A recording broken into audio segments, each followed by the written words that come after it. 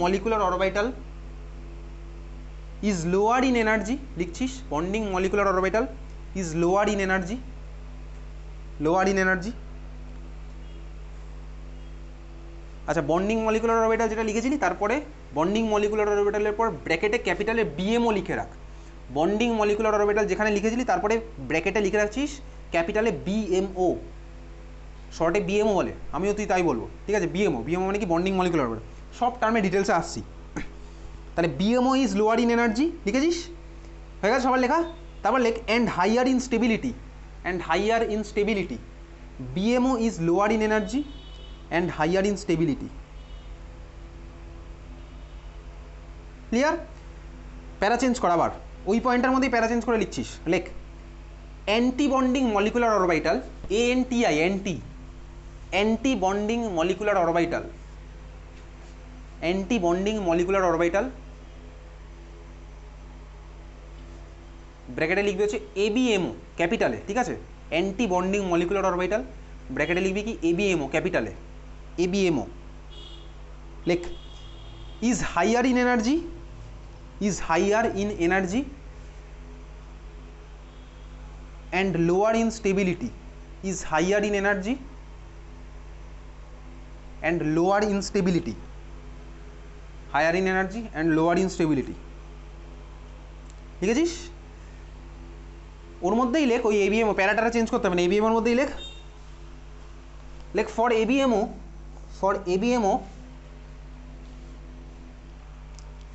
এরকম স্টার, এই যে স্টার, ঠিক আছে, স্টার নর্মাল যেরকম স্টার, এই স্টার রাখবি না কিন্তু, ক্রিসমাসের স্টার বলিনি, এই স্টার নর্মাল এরকম star. Star is used for ABMO, star is used. স্টারটা আমার কথাই লিখতে হবে না, সেই সাইনটা দিয়ে রাখবি। যতগুলো দাগ আছে অতগুলো দাগ লাগবে না, মানে এক্স্যাক্টলি এই বুঝতে পেরেছিস তো ভাই তুই? স্টার ইজ ইউজ, ঠিক আছে। চল এবিএমও হয়ে গেছে। আচ্ছা পরের পয়েন্ট লেখ, পরের কোনো পয়েন্ট লিখতে হবে না। চল দেখ বেসিক্যালি কি বলছি, বেসিক্যালি যেটা বলছি হচ্ছে এই যে ভাই ডায়াম্যাগনেটিক প্যারাম্যাগনেটিক, এটাই হচ্ছে আমার আলটিমেট জিনিস ডিসাইড করার জন্য ছিল। তো আমি তুই যে থিওরি পড়েছি সেই থিওরি দিয়ে কোন মলিকুল ডায়াম্যাগনেটিক হবে, কোন মলিকুল প্যারাম্যাগনেটিক হবে, মানে কি ম্যাগনেটিক ফিল্ডের প্রেজেন্সে কীরকম বিহেভ করবে, সেই জিনিসটা ঠিকঠাক এক্সপ্লেন করতে পারতো না।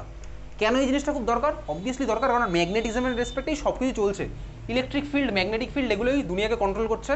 তার মানে ভাই এই ম্যাগনেটিজম জিনিসটা আমার খুব ইম্পর্টেন্ট, ফিজিক্সের রেসপেক্টে, কেমিস্ট্রির রেসপেক্টেও।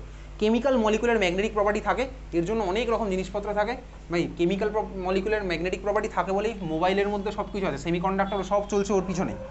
তার মানে বেসিক্যালি ম্যাগনেটিক প্রপার্টি এক্সপ্লেন করার জন্যই আমার আলটিমেটলি পরের থিওরি এখন যেটা দেখছি মলিকুলার অরবিটাল থিওরি।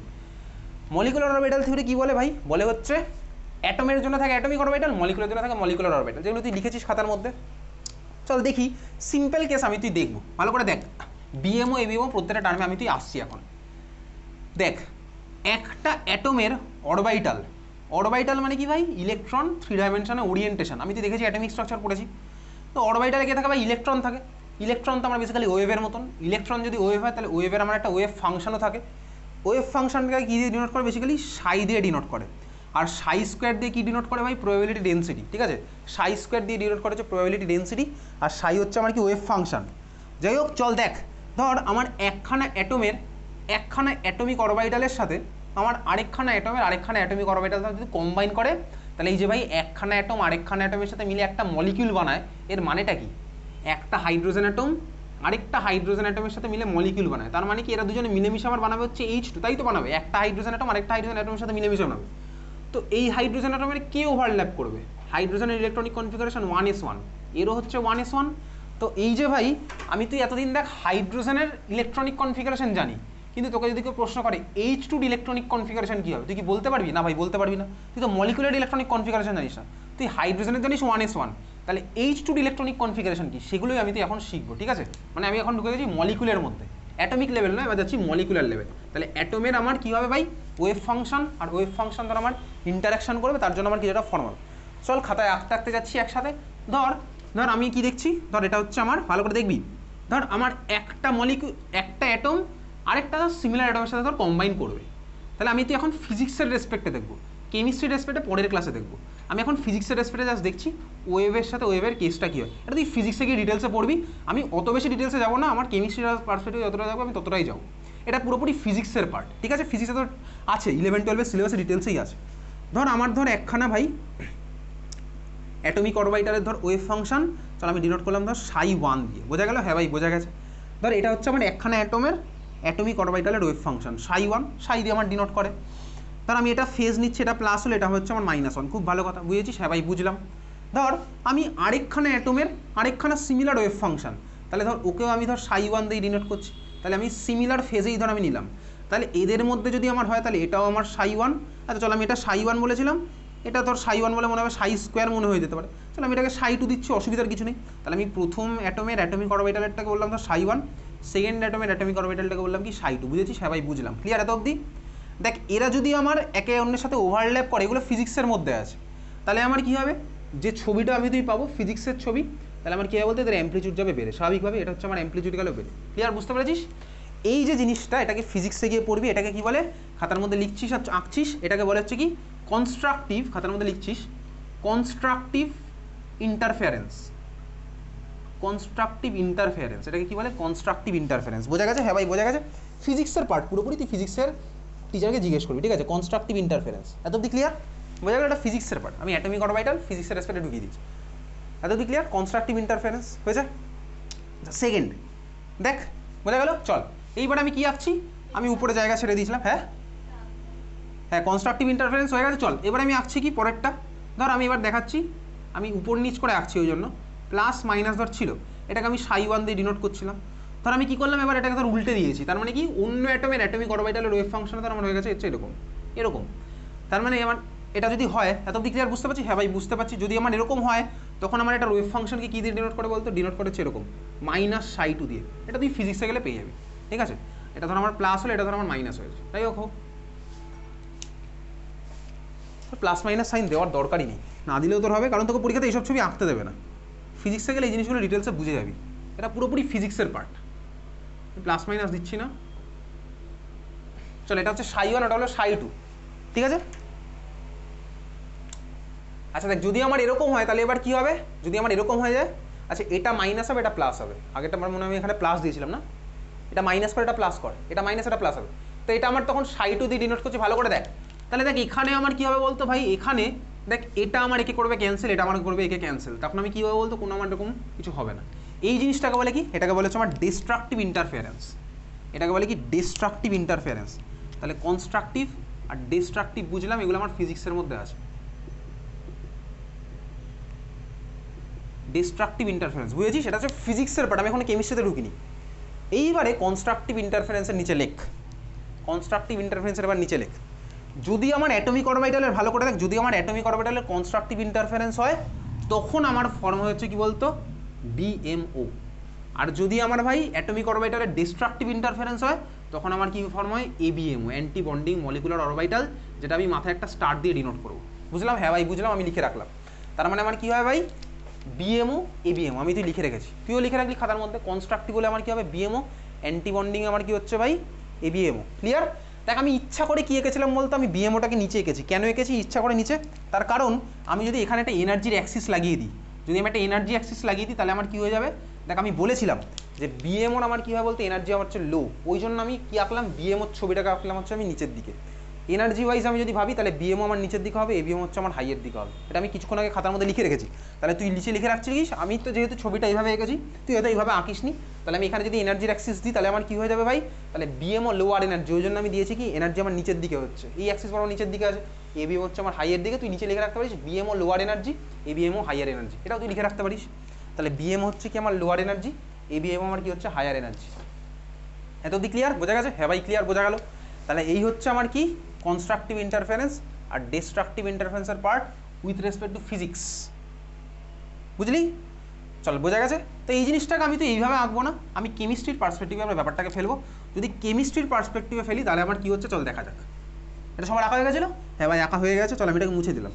এই জিনিসটাকে আমি কোথায় ফেলছি, কেমিস্ট্রির পার্সপেক্টিভে আমি ফেলবো।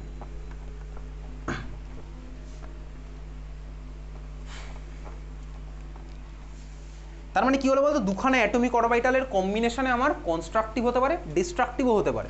তাহলে আমার এইটা কনস্ট্রাকটিভ হলে এনার্জি আমার কমে যায়, ডিস্ট্রাকটিভ হলে এনার্জি আমার বেড়ে যায়। বুঝতে পেরেছিস? হ্যাঁ ভাই বুঝতে পারলাম। তাহলে এটা যদি আমার এনার্জির অ্যাক্সিস হয়, এটা যদি আমার এনার্জির অ্যাক্সিস হয়, ভালো করে দেখ, এটা যদি আমার এনার্জির অ্যাক্সিস হয়, আমি একখানা অ্যাটমিক অরবিটালকে একখানা বক্স দিয়ে নোট করি, আমি অ্যাটমিক স্ট্রাকচার থেকে জেনে আসছি। তাহলে ধর আমার এটা যদি ψ1 হয় আর এটা যদি আমার ψ2 হয়, বুঝতে পারছিস? হ্যাঁ ভাই বুঝতে পারলাম। আমি কি বলছি ভাই, কনস্ট্রাকটিভ হলে আমার এনার্জি কী হয়, বেশি হয়ে যায় না কমে হয়ে যায়? বল, কনস্ট্রাকটিভ হলে বেশি হয় না কম হয়? কম হয়, তাই তো? তাহলে কনস্ট্রাকটিভ হলে ভাই আমার বেশি কম হয়। তাহলে দেখ আমার দুজনে যদি কম্বাইন করে তাহলে আমি যেটা পাবো সেটা আমার কমে যাবে এনার্জি। ধর এটা হচ্ছে আমার আগে ছিল হচ্ছে আমার এনার্জি এখানে, বুঝতে পারছিস? হ্যাঁ ভাই বুঝতে পারছি। তাহলে এখন যেটা পাবো তার আমার কী হয় বলতো, কনস্ট্রাকটিভের জন্য আমার যাবে হচ্ছে এনার্জি কমে। তাহলে এখানে আমি পাবো একখানা। দেখ অ্যাটমিক অরবিটাল কটা ছিল ভাই? দুটো, একটা আর একটা। মলিকুলার অরবিটাল কটা পাবো? দুখানাই পাবো, দেখ লেখা আছে ওখানে। তাহলে আমার দুজনের জন্য কম্বাইন করে একটা হলো আমার কি কনস্ট্রাকটিভ, এনার্জি দেখ আমার কমে গেছে, এনার্জি কমে যাবে। এটা তাহলে আমার কার জন্য হলো? খাতার মধ্যে তুই লিখতে লিখতে গেছিস, এটা হচ্ছে কার জন্য? কনস্ট্রাকটিভ ইন্টারফারেন্স, শর্টে লিখলাম সিআই এর জন্য। বুঝেছিস? হ্যাঁ ভাই বুঝলাম। সিআই কনস্ট্রাকটিভ ইন্টারফারেন্স, আমি এটাকে কীভাবে লিখবো? ψ1 + ψ2 হবে, ψ1 + ψ2 লিখেছিলাম কিছুক্ষণ আগে। হ্যাঁ ভাই লিখেছিলাম। তাহলে কনস্ট্রাকটিভের জন্য এনার্জি কমে যাবে, ডিস্ট্রাকটিভের জন্য আমি আরেকটা যেটা পাবো তার হচ্ছে কি আমার এনার্জি বেড়ে যাবে। দেখো ওভারঅল এনার্জি আমার সেমই আছে, আগে যা ছিল এখনও তাই আছে, কমে গেছে বেড়ে গেছে তো একই আছে। তাহলে এটা আমার কি হলো বলতে, উপরের যেটা আমি লিখলাম এটা হচ্ছে আমার কার জন্য হয়েছে? এটা আমার হয়েছে ডিস্ট্রাকটিভ ইন্টারফারেন্সের জন্য। এটাকে আমি কীভাবে ডিনোট করবো? ψ1 - ψ2 হতে পারে, ψ2 - ψ1 একই ব্যাপার। চল ওই পার্টে আমি তুই যাচ্ছি না, অত ডিটেলস তোর কেমিস্ট্রির মধ্যে নেই, এই মুহূর্তে নেই। তাহলে বুঝলাম? হ্যাঁ ভাই বুঝলাম। তাহলে নিচের পার্টটা দেখ যেটা হচ্ছে কনস্ট্রাকটিভ, এটাকে আমার কি বলে? BMO, bonding molecular orbital. আর উপরেরটাকে কি বলে? ABMO, anti bonding molecular orbital. Clear? বোঝা গেছে? হ্যাঁ ভাই বোঝা গেল। ক্লিয়ার? সবার আঁকা হয়ে গেছে? হ্যাঁ ভাই আঁকা হয়ে গেছে? হয়ে গেছে সবার? আচ্ছা দেখ এই যে ভাই এত কিছু আঁকা হয়ে গেছে, দেখ এই যে মাঝের পার্টটা পেলাম, আমি যদি এখানে একটা দাগ টেনে দিই, কনসেপচুয়াল দাগ টানছি এবার, এই জন্য তোর বইয়ের মধ্যে নেই, বইয়ের মধ্যে জাস্ট ফাইনাল ছবিকে বেরিয়ে চলে গেছে। এই বাঁ দিকের পার্টটা আমার কি ছিল ভাই? অ্যাটমের জন্য। এক্সট্রিম ডান দিকের পার্টটা কার জন্য ছিল ভাই? আমার অ্যাটমের জন্য ছিল। মাঝের পার্টটা আমি যেটা পেলাম ওটা আমি কার জন্য পেলাম? মলিকুলের জন্য। এক্স্যাক্টলি। ক্লিয়ার? বোঝা গেছে? তাহলে এই জিনিসটা আজকে এত অবধি থাকবে। পরের দিন আমি তুই স্টার্ট করবো কেমিস্ট্রির পার্সপেক্টিভে ডিফারেন্ট ডিফারেন্ট অ্যাটমিক অরবিটালের 2s p ওদের আমি কম্বাইন করবো। তাহলে আমি তুই বার করবো হচ্ছে পরের দিন কেমিস্ট্রির মধ্যে পুরোপুরি ঢুকবো। আজকের পার্টটা জাস্ট ফিজিক্সের রেসপেক্টে গিয়ে একটা বেসিক আইডিয়া পেলাম এই বক্সগুলো আমার কি ডিনোট করছে, অ্যাটমিক অরবিটাল। আর এনার্জি আমার বাড়ছে, এনার্জি আমার কমছে। চল ছবিটা আর একটুখানি, আর জিনিস একটা জিনিস অ্যাড হবে। দেখ আমি এটা তোর বেসিক্যালি কী দেখায় ভাই, এনার্জি এটার কমেছে, তাহলে কমে গিয়ে আমার এখানে হলো, আর এনার্জি আমার বেড়েছে, বেড়ে গিয়ে আমার এখানে হলো। এত অবধি ক্লিয়ার? তাহলে এই হচ্ছে ছবিটা, তোর দেখবি বইয়ের মধ্যে এরকম একটা দাগ দেওয়া আছে। আমি আর সিম্পল ভার্সন এঁকেছি, আমি কিন্তু কোনো অরবিটাল আঁকিনি, এসপি কিচ্ছু আঁকিনি। আমি আর সিম্পলি এখানে কি এঁকেছি, বক্স থেকে ডিনোট করেছি কি অরবিটাল। এত অবধি ক্লিয়ার? চল লাস্ট দিনের পরীক্ষার খাতাটা দেবো, যে পরীক্ষার খাতাগুলো ডিউ আছে ওগুলো দিয়ে দেবো। এক্সাম 8 এইটের পরীক্ষা দিয়েছিস কি না? এইটা তো দিয়েছিস মনে হয়। এইটা আমার দেখা হয়নি, যেগুলো যেগুলো দেখা হয়েছে আমি দিয়ে দিচ্ছি। 6-7 দেখা হয়ে গেছে। কবে দিবি 6-7 পরীক্ষা?